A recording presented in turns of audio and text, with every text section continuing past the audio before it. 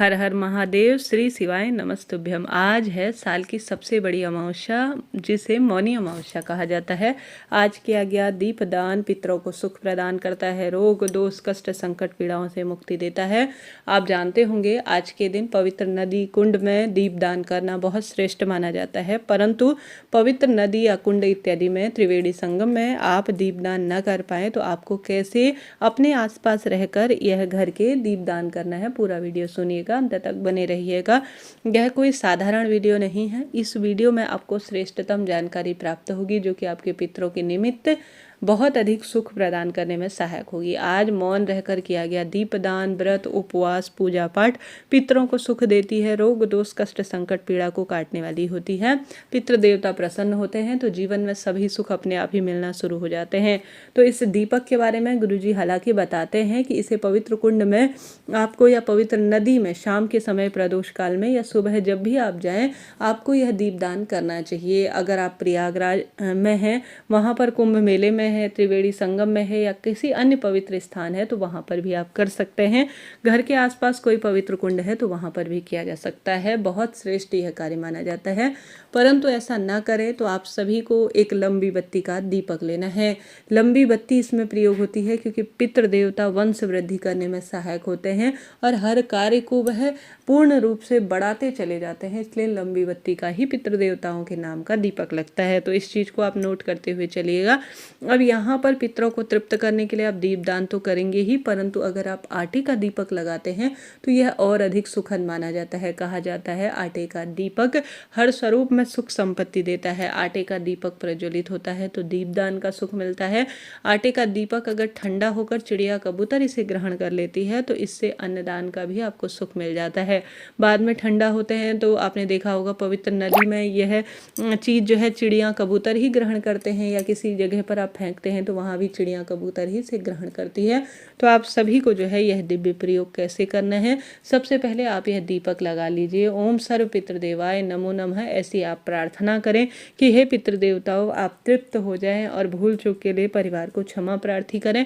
ऐसी प्रार्थना करते हुए सबसे पहले अगर आटे का दीपक ले रहे हैं तो अति उत्तम है, नहीं तो मिट्टी का भी आप ले सकते हैं। आटे का दीपक लगा रहे हैं तो फ्रिज में पहले से रखा हुआ आटा नहीं, नया आपको आटा प्रयोग में लेना चाहिए। उसमें नमक का प्रयोग नहीं करना है, इस बात का ध्यान रखें। दीपक आप सुबह या शाम जब भी मन है तभी कर सकते हैं। हालांकि शाम के समय प्रदोष काल में ज़्यादा फल देने वाला इसे कहा जाएगा। दीपक में सबसे पहले एक दाना आप चावल का रखें, क्योंकि चावल के दाने का अगर आप दीपक में प्रयोग करते हैं या थोड़ा सा काला तिल प्रयोग कर सकते हैं, इच्छा आपकी है, क्योंकि काले तिल का संबंध पितरों से होता है और एक दाना चावल पितरों को सुख प्रदान करने में सहायक होता है, तृप्त करने में सहायक होता है। तो इच्छा है तो चावल का दाना रखें, आपकी इच्छा है आप काला तिल भी रख सकते हैं। इस तरह से आपको यह सामग्री रखनी है। उसके बाद लंबी बत्ती इसमें रख देनी है। घी का ही इसमें प्रयोग किया जाएगा। घी ना होने की स्थिति में शुद्ध देसी घी प्रयोग कीजिएगा, भले ही थोड़ा सा ही प्रयोग करें, नहीं तो तिल के तेल का भी आप प्रयोग कर सकते हैं। सरसों के तेल का पितरों की पूजा में कोई काम नहीं है, इस बात का आप ध्यान रखते हुए कार्य कीजिएगा। अब आप सभी ने यह दीपक सबसे पहले प्रज्वलित कर लेना है।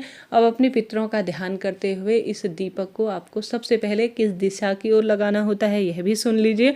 घर का एक ही व्यक्ति करे, कोई भी जो है कर सकता है, छोटे बच्चे से लेकर बड़े बूढ़े कोई भी व्यक्ति। तो एक लंबी बत्ती का दीपक जिसमें आपने घी डालना है या काला तिल डालना है, इस दीपक का मुख आपको करना है दक्षिण दिशा की ओर। कहाँ की ओर करना है? दक्षिण दिशा की ओर, न तो पूरब की ओर न पश्चिम की ओर। अन्य देवताओं के नाम से आप पूरब पश्चिम का चयनाव करें, परंतु जहाँ पर पितृ देवताओं की बात आती है वहाँ पर दक्षिण दिशा ही किसी भी स्वरूप में मान्य होती है। तो आप गौ माता को आज के दिन सोमक पितृ के नाम से रोटी खिला रहे हैं, कुछ गुड़ या मीठा रखकर, तो भी आप सोमक पितृ का ध्यान करें। पितरों के नाम से जल अगर आप अंजनी में लेकर समर्पित कर रहे हैं या जल का आप दान कर रहे हैं तो भी आप दक्षिण दिशा का ही चुनाव करें। पीपल पूजा कर रहे हैं तो दक्षिण दिशा की ओर ही अपना मुख करें, तभी आपको सफल फलों की प्राप्ति होगी। दिन में अगर तर्पण कर रहे हैं पितरों के नाम से, अगर आप जो है भोग समर्पित कर रहे हैं तो भी दक्षिण दिशा की ओर चुनाव करें। शुभ और श्रेष्ठ कर इसके परिणाम देखे गए हैं। तो दीप आप प्रज्वलित करें।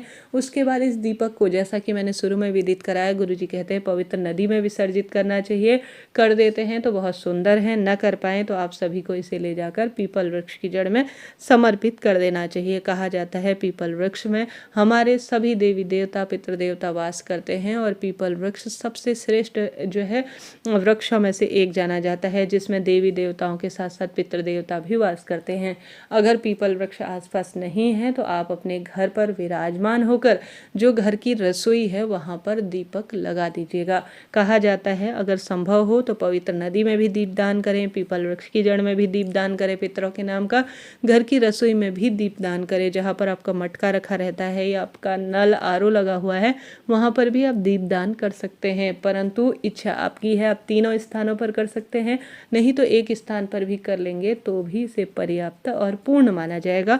तो इस तरह से यह दीप प्रज्वलित करें। साथ के साथ संभव हो तो इस दीपक के नीचे रसोई में रखा हुआ या पीपल वृक्ष की जड़ में रखा हुआ काला तिल या चावल रख देते हैं तो बहुत सुखद माना जाता है। धरती पर सीधे जो है दीपक रखना ज़्यादा फल देने वाला नहीं होता, इस चीज़ को आप नोट करते हुए चलिएगा।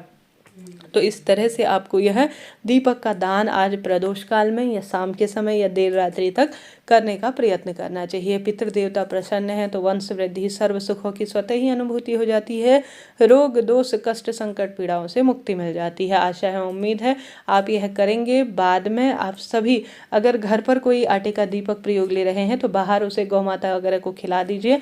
अगर मिट्टी का ले रहे हैं तो दोबारा काम में ना लें, इसको जो है फेंक देते हैं तो ज़्यादा सुखद रहता है। हालांकि कई बार इसे प्रयोग में लिया जा सकता है।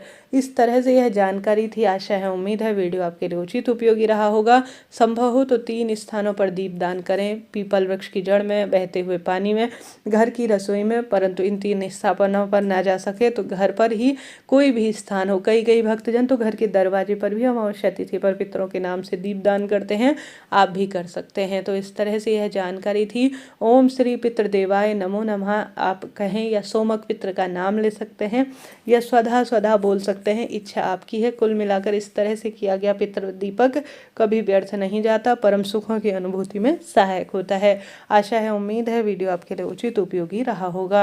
आज के दिन आप गौ माता को जरूर से रोटी खिलाएं, पीपल वृक्ष की पूजा करें, ब्राह्मण देवताओं के लिए एक समय का भोजन सीधा निकालें, जिसे सीधा दीपदान के साथ अन्नदान की महत्वता है। तो एक आप जो है सीधा निकालने की एक प्रक्रिया होती है, एक पूजा की थाली जिसमें आप एक समय का भोजन जिसमें आटा चावल थोड़ा दाल नमक मिर्च हल्दी और घी रखें, गर्म वस्तु रखकर गुड़ और विशेष तौर पर तिल रखकर आज सूखे स्वरूप में पंडित ब्राह्मण जी के घर सीधे के रूप में दान देकर आए। कहा जाता है आज के दिन सीधा अगर दान में दिया जाता है अर्थात एक समय का सूखा भोजन ब्राह्मण जी को दान में दिया जाता है तो यह पितरों को प्राप्त होता है, क्योंकि शास्त्रों में कहा जाता है ब्राह्मण के मुख से पितृ देवता भोजन ग्रहण करते हैं, श्वान के मुख से और कौवे के मुख से जो है या गौ माता के मुख से, इनसे जो है गौ जो पितृ देवता होते हैं वह भोजन स्वीकार करते हैं। तो आप चींटी के लिए आज आटा जरूर से डालिए, गौ माता के लिए हरे चारे और रोटी का प्रबंध करें, श्वान के लिए भी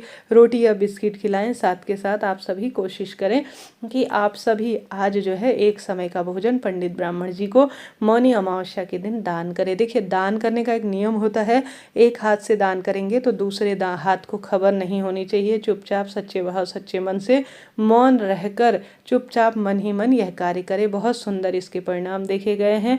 आज पितृ चालीसा का पाठ करना, स्वधा स्रोत 12 श्लोक का एक पाठ होता है, उसका आप कर सकते हैं। कुल मिलाकर इस तरह से आप पितरों के निमित्त आज कार्य करें। पितृ देवता प्रसन्न हैं तो सभी सुख मिल जाते हैं। शिवलिंग पर काले तिल कच्चा दूध और जल गंगा जल चढ़ाएं, यह भी बहुत सुखद माना जाता है। महादेव के मंदिर में स्वधा माता के नाम से एक लंबी बत्ती का दीपक जरूर से लगाएं, इसके भी सुंदर परिणाम देखे गए हैं। इस तरह से आप दीपदान करें, अन्नदान करें, जलदान करें, पितरों के नाम से तर्पण इत्यादि कर सकते हैं। पूजा पाठ करना आज के दिन सुखद अनुभूति को देने वाला होता है। आशा है उम्मीद है वीडियो आपके लिए उचित उपयोगी रहा होगा। फिर भी कोई प्रश्न हो पूछिएगा, आपका अपना चैनल है। हर हर महादेव।